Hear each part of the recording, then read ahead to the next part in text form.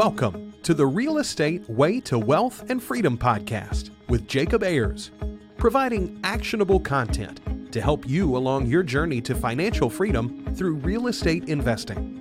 As the premier asset class, real estate has helped ordinary people just like you amass fortunes. The benefits of passive income from real estate investing will allow you to live a life you want. And now your host, entrepreneur, real estate investor, and apartment deal syndicator, Jacob Ayers.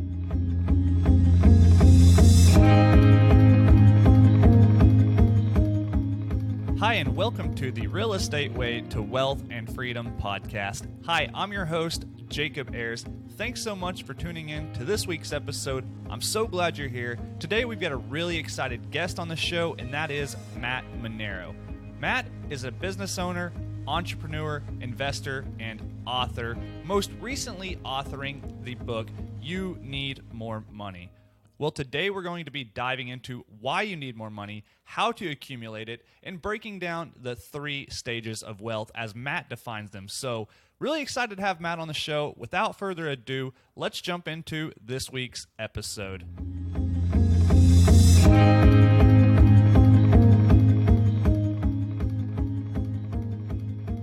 All right, today I welcome on the show Matt Manero. Matt, hey, thanks so much for joining us. It's my pleasure. Well, hey, Matt, it's been a long time coming. Excited to have you on the podcast.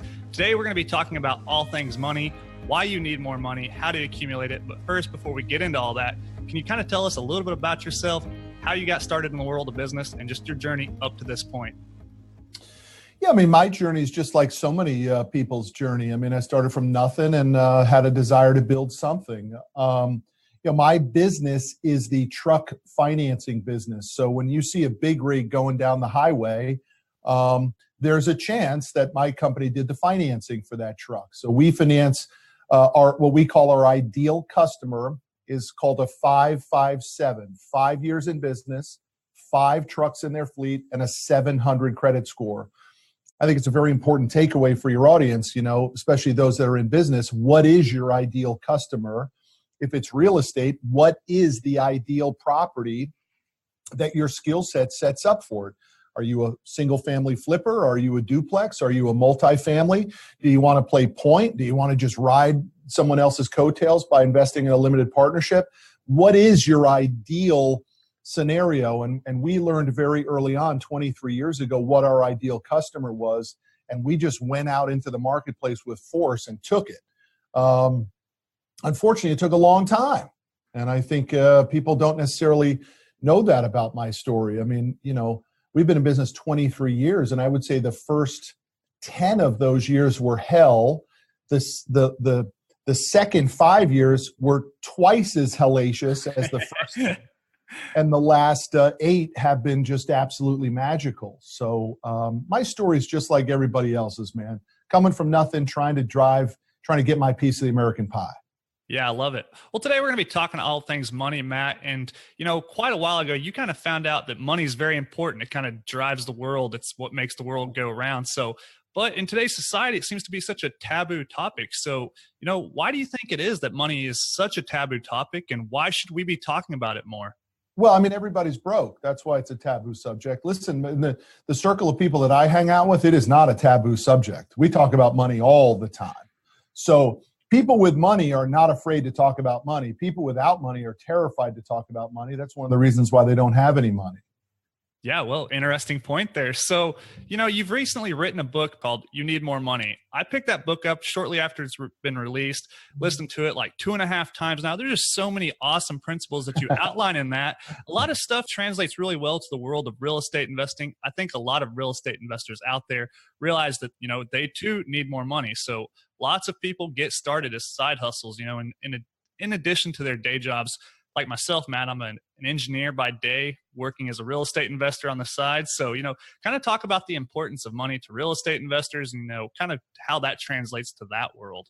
Well, I mean, the book is a very personal story. A lot of people think it's, an investment strategy book, and it's really not. It's a story that happened to our family in 2014 and 2015 when my wife's only brother, my brother-in-law, John, was diagnosed with stage 4 cancer just by going to the doctor. I mean, he thought he was going to the doctor, get a shot and go back to work the next day. And he was diagnosed with stage 4 cancer. And it turned out that he has a wife and 4 children, but he had no life insurance, no health insurance, and $100 in the bank when he was diagnosed. And so I was very quickly able to see the two sides of money in that sort of desperate situation. The first side is in my beloved brother-in-law's situation where he could no longer work and had no money to take care of his family. And then in our situation where we could drop in and cover all of those bills for him and try to remove the tremendous pressure and guilt that he was feeling about, how did I work for 25 years and have nothing to show for it? And as I began to research that storyline in the book, I began to realize, well, this isn't isolated to our family. Heck, this happens to millions of families every year. And this is actually a doggone epidemic in America. I mean, nobody's got enough money to overcome the things that they don't see coming. But more importantly, Jacob, they don't have enough money to achieve their potential and tap into it because they don't take it seriously enough. And the book is really broken up into 2 sections. The first is what we call the wake-up call, where we provide storyline and data that tells us where most of us are financially. And then the second is what we call the roadmap, in an effort to try to actually give people steps to fix their money situation. And that was pretty easy for me because I just recounted my own steps of how I did it, ranging from, making sure we're in the right platform, what some people call career path or industry or space, I call platform. How do we know that we're in a platform that can actually throw off the cash that we need? And then all the way up to, the accumulation mode of setting up this reserve account, this sacred account in which we're stacking and racking cash, which we then move into the networking element of what most people don't have is a network that produces deal flow for them. Even if they have the cash, if you don't have the network, you're not going to be brought into the deals.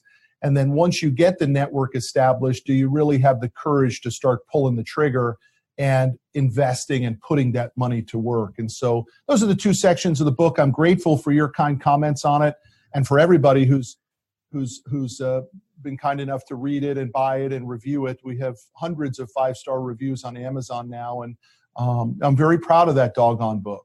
Yeah, it's a great one. And, I think you start off the book, with a really sentimental story with what happened to your family. And unfortunately, it's a story that happens all too often across our country, like you said. So one of the things I really took away from this book, Matt, was how you kind of define the 3 stages of wealth, or lack thereof, if you will. And that is the broke, accumulation mode, and rich. So kind of outline those, kind of recap what those are for the audience members who haven't picked up that book yet.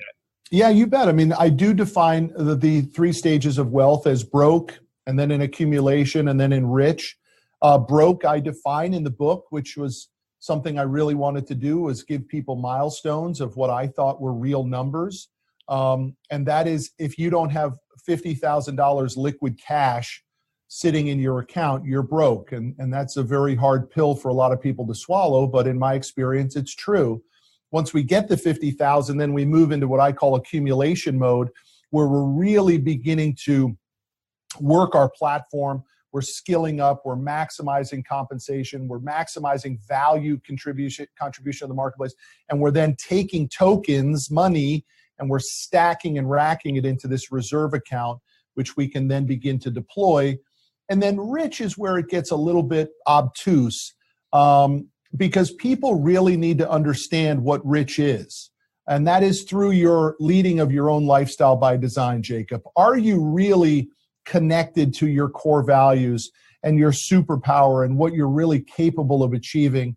That can define rich. I use an example in the book of a client of ours who drives a truck for 6 months out of the year and then surfs in Costa Rica for 6 months out of the year. Now, financially, he may not be rich like some people, but in a lifestyle by design, he's as rich as you can be, because that's the only thing he wants to do. And he's built his life around making enough money to be able to do that. So, I'm not braggadocious enough to tell someone exactly what rich is, but it sure is connected to your lifestyle by design, even though in the book I do say that we really need $5 million or more before we can ever take our hand off the throttle. And by the way, the publisher hated me putting all of those in there. They fought me tooth and nail. They thought it would alienate a lot of people. And they actually made me take out one section, which I'm happy to share with your audience, which was really, I said in the book, life begins at 150 grand a year. Life gets better at 250 grand a year, and life gets real good at 500.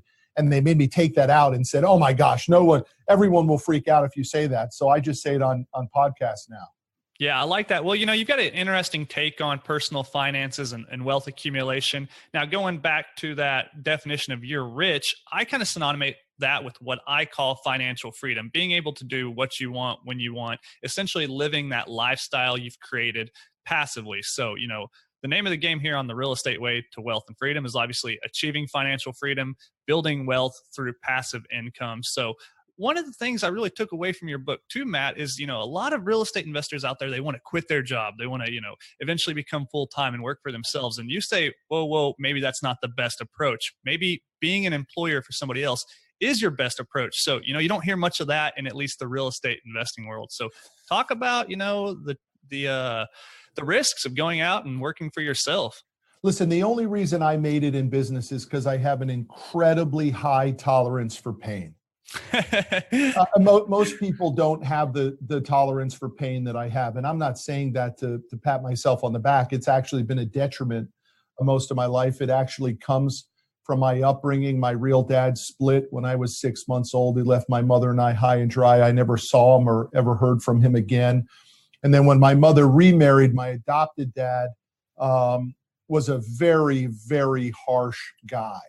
And so I, early in my life, had to build this thick skin over insults and letdowns and disappointments. And oddly enough, it served me well in my entrepreneurial journey. And I don't believe most people are truly set up for that tolerance of pain. And that's why I believe most people should not go into business for themselves, and they should think about becoming an entrepreneur, an entrepreneurial mindset inside of a big company umbrella. You get the marketing budget and the accounting support and the operations support and the IT support. But yet if you find this platform in which your entrepreneurial spirit gets embraced, you can be incredibly successful as an entrepreneur and never have to have all the headaches of an entrepreneur. Do you think it's possible to do both, Matt? Work for a company, and grow within the corporate ladder and also have your side stuff going on? What's your take on that kind of? Look, I think a side hustle is very important to create ancillary income, but I very rarely find someone who has 1 foot on the dock and 1 foot on the boat being able to achieve high levels in both. I am an all-in kind of a guy. So I think side hustles eventually have to be defined, because side hustles very rarely turn into these things that make you more money than your primary area of focus. So $2,000 a month, $3,000, $4,000, $5,000 a month can easily be generated on a side hustle. And I think that's great, especially if you're stacking and racking the cash and then earmarking it for additional investments. I think it's awesome. Or if you're doing it to supplement if you're behind financially. But in general, I'm an all-in guy. I want to be all in my business. I want to turn that side hustle into my business, in which I leave my career and I go all in, or I want to be all in my career in an effort to really spend the amount of time required to get the wheel of real income to spin. Yeah, no, it makes a lot of sense. And you just see a lot of real estate investors out there start out part-time in it, and the eventual goal is to, work for yourself and be your own boss and be financially free. But in the meantime, you've got to have something that's paying the bills and, funding, those acquisitions on the side. So just interesting to hear your take on that. Now, going back to, our definitions of broke, accumulation, and wealth, or riches, you call it, there's a lot of people that are kind of in that false positive. They're broke, but they think they're not, or they're living like they're not. So talk about that. And, I kind of see it a lot, as a young professional in the workforce. You see lots of people, spending lavishly and, driving newer cars and living in swanky places and doing all this stuff. And you just know that those people are living at least at the top of their means. I love the term, I call it hashtag false positive. It's when you think you're doing better than you really are. And we do see a lot of people in that. Unfortunately, you don't really see it that much in really broke people. You actually see it more in people that are on the cusp of from what we call broke to accumulation mode. They actually have a little bit of money and they think it's a lot of money, right? They have 20 grand in the bank and they're spending 2 grand on the Prada purse, or, they've got 20 grand in the bank and they're going to Disney and dropping 15. That to me are definitions of false positive. They've got 10 grand in the bank and they're spending $400 on steak dinners and stuff. And by the way, there was an element of that in my life as well too, in which I just wanted to feel better about the struggle. And I began to tease and trick myself into thinking that I was doing better than I really was. And that's why, a lot of the stuff in the book, the budgeting exercises, the milestone creations, the understanding of what is broke and what is accumulation and what is rich, I think helps people. And then I also give the strategy, if you remember, of how you get yourself out of false positive, which is you begin to tell yourself, I'm in accumulation mode. And when I started to tell myself that, it became very powerful for me and my friends who would say, hey, let's go to, Bob's Chop House and get $400 on a double date. And I would say, I'm not doing that anymore, guys. They say, why not? I say, I'm in accumulation mode. They say, what's accumulation mode? I said, man, I'm stacking and racking cash. And some left me and wouldn't be my friend anymore, but most came and they would say, man, I'm so glad we're in this thing called accumulation mode because I didn't want to spend $400 on dinner anyway. Let's go get tacos and a few coldies and spend $40.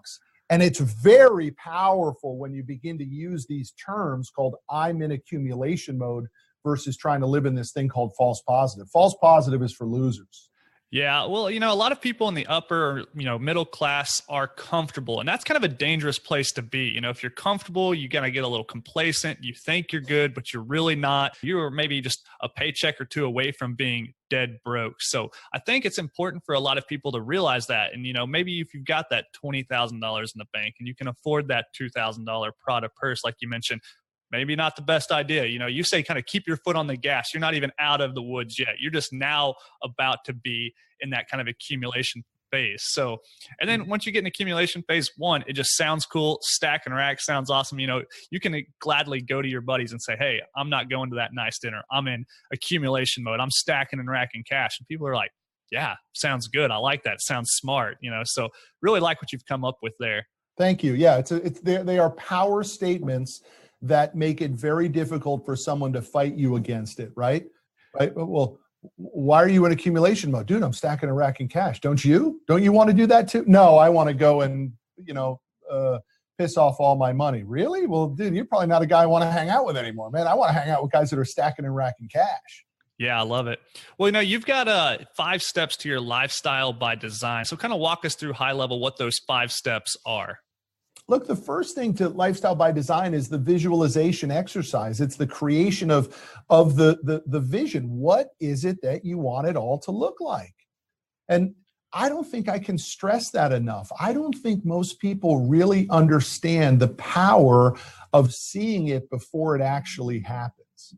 And people really need to spend a tremendous amount of time on that. What is it that you stand for? What are you willing to tolerate or not tolerate anymore in your life and from the people that you're around? So step 1 of the lifestyle by design process is figuring out long before it happens, what do you really want it to look like? I'll give you an example. For me, my core value number 1 is to be a better father to my 3 boys than my father was to me. And that becomes paramount over everything. So even though I talk about that 15-year of struggle, the reality was my core values were crystal clear. I was still coaching my kids in their sports. I was still on the field with them. I was not missing their games. There's an element of I wasn't overly present either, though, mentally, right? Because the business was stealing so much of my happiness because I was filled with sort of darkness and despair and wondering, is it all going to work out? But nevertheless, because I had that core value so crystal clear, I was able to be present. And my boys will always know that, their dad was involved in their lives because it was a core value of mine. I'm not so sure, in all frankness, that my wife would say the same thing, though, because there were a lot of times I canceled on her. There were a lot of date nights I canceled on her. There were a lot of things that, weekend getaways that never happened because I was so consumed with trying to get the business off the ground and to a reasonable level. I would tell you today, she probably doesn't hold it against me because we don't have those issues anymore. But there was certainly a period of time of my 20-year marriage where there was stress over, my wife used to say to me, "You're so much bigger than your business. One day you'll realize it." And those were incredibly motivational words for me. It was actually, oddly enough, I don't think she was saying it in a nice way, but I was receiving it as positivity and motivation to actually eventually live that. And now, with all due respect, I actually think I've completely outgrown my business. And my business is just one element of my lifestyle by design. It is not the all-consuming thing. Yeah, when you're talking about visualization, something I've been talking about lately, Matt, is picturing success and defining what it looks like to you. Like, what do you want your life to look like in 5, 10, 20 years? And then take steps to make that happen. Set goals and take actionable steps this week and next month and next year and the next 5 years. Just saying hey, I want to be rich or I want to retire early isn't enough. You have to get specific and measurable and really visualize it. And do you want to surf in Costa Rica for 6 months, or do you want to go to every one of your kids' baseball games? You got to get really specific with it. So yeah, I like what you're doing there. But there's a lot of ways, Jacob, that people can do that too. I mean, you can just one of the latest things I've done is become a real expert at time blocking. And I think people don't really understand. People think time blocking steals your freedom. Actually, time blocking gives you your freedom back, right? And it gives you focus and discipline again. But in order to get really good at time blocking, I'm not joking. I probably researched time blocking for 100 hours before I ever adjusted my calendar. So that's an element of building this lifestyle by design. It's a commitment to skilling up, to becoming an expert at something. And it's never been easier. Heck, I just did it on YouTube, by the way. It wasn't like I paid someone to teach me how to time block. I went to YouTube and I literally watched 150 videos on YouTube about the nuances of time blocking. And I just figured it out. And now, I'm sort of a slave to my calendar. But if you saw my calendar, you'd see how it's built out by lifestyle by design, because it's all colorized. So like if I have a red on my calendar, it means I really don't want to do it. So one of those, like in our office, we do a boot camp in my office. Monday, Wednesdays, and Thursdays, we bring in a personal trainer and we work out literally in a boot camp in our parking lot from 12:15 to 12:45. Well, that's calendarized. It's time blocked on my calendar, always in red, because I never want to do dark red. Dark red, right? But yet other things that require me, like for example, your podcast, when it's time blocked on mine, it's time blocked in yellow because I need to do a little preparation before it. Yellow means there has to be some preparation before the event occurs. And then purple on mine is where I'm the rider. I'm not the leader. I'm not the driver. So we have rhythms in my office with our team members, and I'm never the leader of those rhythms. I'm the rider. So those go in purple. Date night goes in purple. My children's games goes in purple. Celebrating an employee's birthday, that goes in purple for me. And so I can look at my week and see, do I have more purples than I have reds? Well, that's good for me, right? Do I have more yellows than I have purples? Well, that means I'm going to be digging in and doing a lot of learning for that week. Or do I have a lot of purples and not enough yellows, which means maybe my week is sort of set up for a coast and I better get after it on a couple things. Yeah, really cool. And what I like at what you're doing here is just ultimately you're just living very intentionally. You're spending your time intentionally and guarding your time most importantly.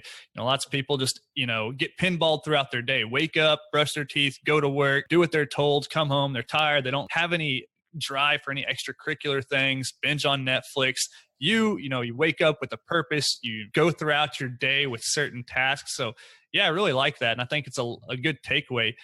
there's a lot of things you just said that I'm going to start implementing myself. I've been interested in time blocking myself and starting to kind of live on more of an actual online calendar. I'm much more of a paper guy, but I like some of the strategies you've talked about. So interesting stuff there.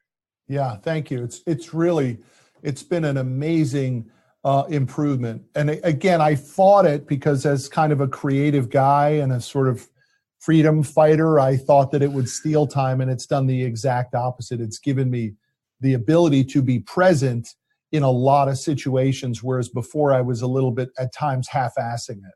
Yeah. So in these 5 steps for, setting a lifestyle by design, you talk about core values, visualization, and then this doorman principle. And that's kind of what this calendar is doing for you, is acting like your doorman, right?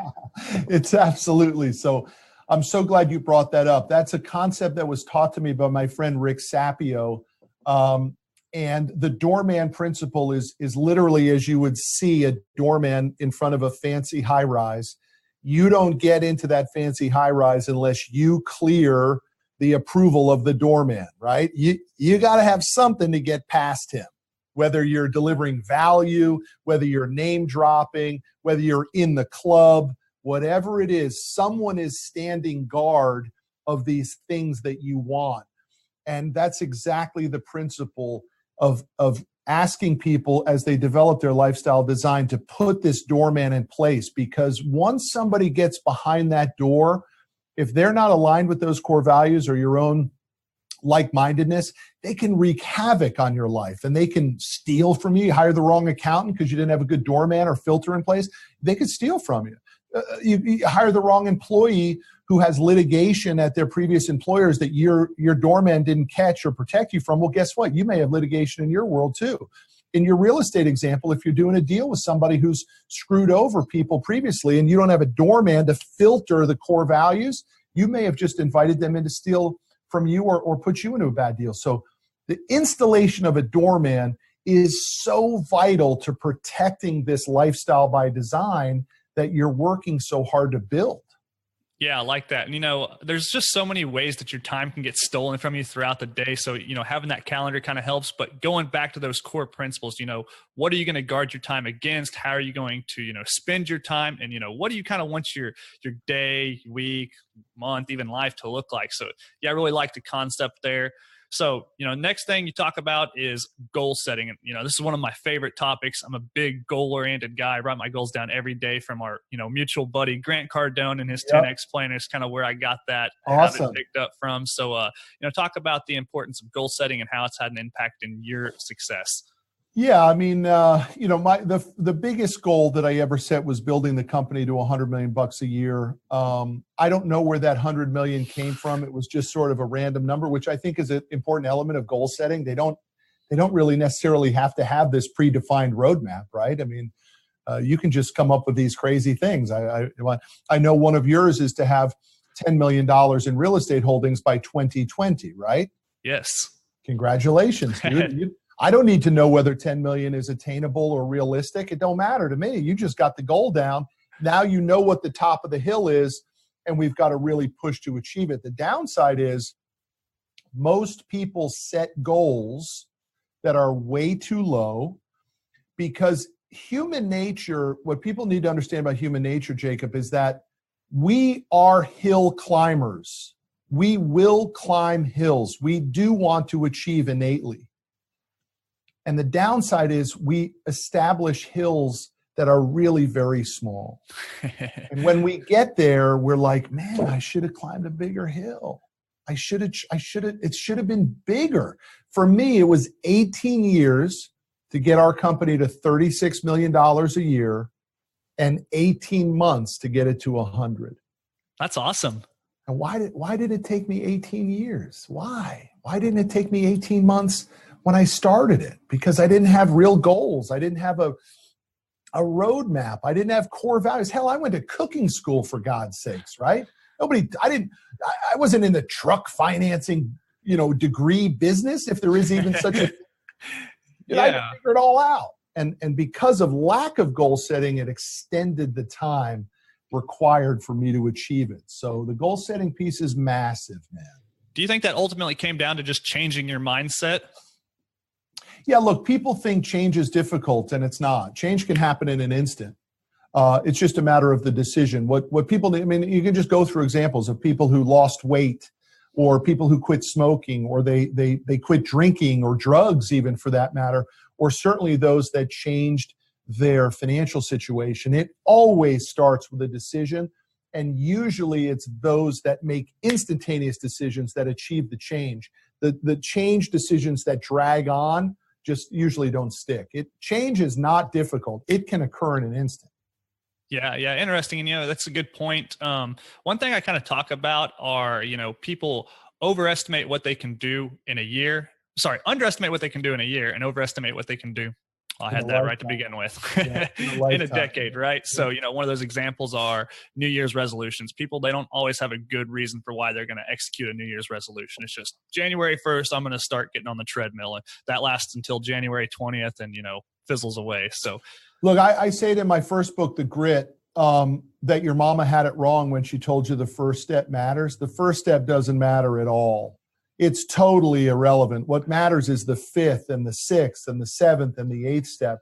And so goal setting without the action connected to the goal setting, without the actual physical movement, the physical adjustment is worthless. So it really is more than just setting the goal. The goal without the action piece is really sort of a waste of time.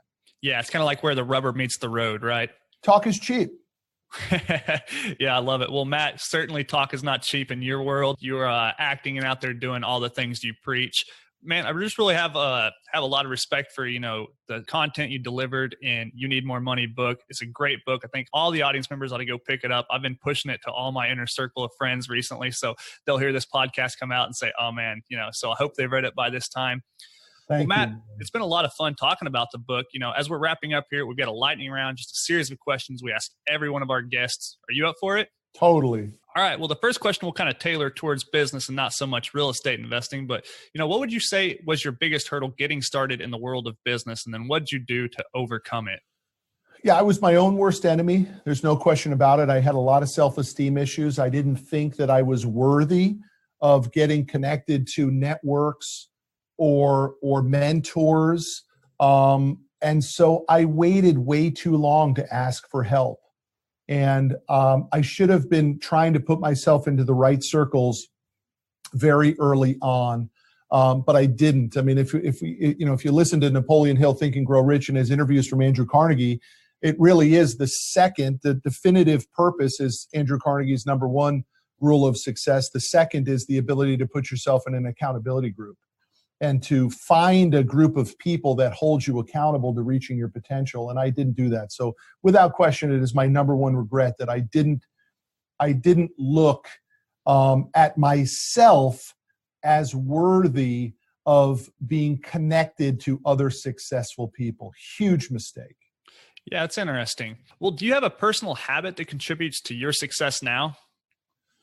Look, I mean, I'm a pretty gritty guy. I mean, when I say I'm going to do it, I do it. It may take me a little while to say it because I try to weigh a lot of different options. But once I say I'm going, I'm going. And the challenge for me has been, am I going in the right direction, right? Because I'll put my head down and I'll get there. So that's an important. I think it's a real superpower of mine, which is that I once I'm clear on it, I'm going to go do it. Yeah, I love that. Well, Matt, do you have an online resource that you find valuable in your day to day? Look, as it relates to business, and I'm now in full transparency, I'm a partner in this company. But one of the things we haven't talked about is when I got our company to $100 million, I torched it. And I burned it to the ground, and I rebuilt the company on very crystal clear mission statement, catalyzing statement, and core values, because I learned all of that from a company called Business Finishing School.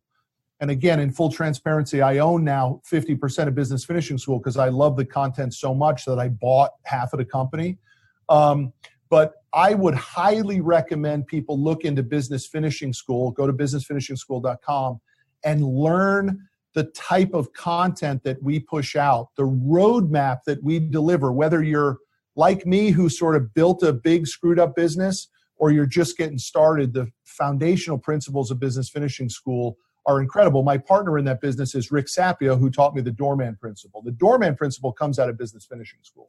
Okay, awesome. So that's business finishing school. We'll be sure to link that in the show notes if our audience members want to learn more about that. Cool. Well, Matt, what book would you recommend to the listeners and why? Obviously, we've been speaking all episode about the You Need More Money book, which is a great one. So aside from that one, is there another book you recommend? Yeah, I mean, we're going to go back to the Cardone mindset without question. The 10X rule. I've read I don't know how many hundreds of books and listened to thousands of tapes. The 10X rule is by far my favorite book of all time. I read that book in 2011, and it was the major catalyst for us to make that swing from the 18-year hell to what we did in 18 months. So everybody needs to read the 10X rule for so many reasons, but one is because we begin to understand that we are not competing against other people anymore. We are just competing against ourselves. And I never understood that until I read that book. Yeah, great book. That's the 10X Rule by Grant Cardone. We'll link that in the show notes. Matt, very last question we've got for you is, what advice would you give to your 20-year-old self to get started in the world of business? Good question. I don't know how this compares to what other people might answer, but in all frankness, I would tell my early 20s, 20 to say 25, I would say worry about it all less. I would say go have some fun, man. Go screw up, go travel, drive across the country, backpack in Europe. Do not worry about how it's going to play out, because that 20 to 25 year miss, you're not going to get much done anyway. So go goof around, go have a good time. Really, go search, go see the world, because you will come back more educated than doing what I was doing, which was cold calling out of a Yellow Pages in a dumpy one-bedroom apartment. I wasn't learning much. I would have learned more to try to be more of a worldly guy. You know who Chris Sacca is? I don't. So Chris Sacca, he's a guest on Shark Tank sometimes, but he's got a really interesting story. He only hires people who have traveled the world as students or as young people. He needs people to have a larger view of the universe than versus someone who's very narrow. So that's what I would get. I was terribly worried about success when I should have just been worried about, hanging out with girls. I love it. Well, you guys heard it best from Matt Manero. Matt, hey, it's been a lot of fun having you on the podcast. You've once again delivered so much value. As we're wrapping up here, is there any kind of parting piece of advice or guidance you'd like to leave with the audience members? I would just say see it first, because it doesn't happen unless you see it. And once you see it, the subconscious will drive you in that direction. It doesn't happen without effort. It's not just good enough to visualize it, but without the visualization, it don't happen. So I'm a huge visualization guy. See it long before it happens. Awesome. I love it. Well, Matt, hey, thanks so much for coming on the show. For the audience members that want to learn more about you, connect with you, maybe pick up your book, where can they find you? Yeah, it's mattmanero.com, Matt Manero on all social media. Obviously, You Need More Money is available on Amazon and both Audible. I read the Audible, as you know, or in hardcover. And then businessfinishingschool.com is a great resource for business tools. Awesome. Love it. Well, Matt, hey, thanks so much for coming on the show today. Look forward to having you back on in the future. I can't wait. Thanks again for your help and your time and your support. I'm grateful for it, buddy. Thank you, Matt. Take care. Bye. All right, that wraps up this week's episode with our guest, Matt Manero. As you can tell, Matt has a tough-minded yet encouraging way of coaching you to get your money right and your money mindset. So really hope you got value from today's episode. If you like what you've heard, please go over and leave a rating and review on whichever platform you're listening on. All the resources we mentioned in today's show are in the show notes for you to check out, including Matt's latest book, You Need More Money, his other book, Grit, and of course, Business Finishing School. As always, for more information and to connect with me, visit www.jacobayers.com. Till next week, engineer the lifestyle you want. You've been listening to the Real Estate Way to Wealth and Freedom podcast, providing you actionable content to build your real estate empire. Nothing on this show should be considered specific, personal, or professional advice. Please consult an appropriate tax, legal, real estate, financial, or business professional for personal advice. The opinions of guests are their own. Information is not guaranteed. All investment strategies have a potential for profit or loss. The host is operating on behalf of the Real Estate Way to Wealth and Freedom, LLC exclusively.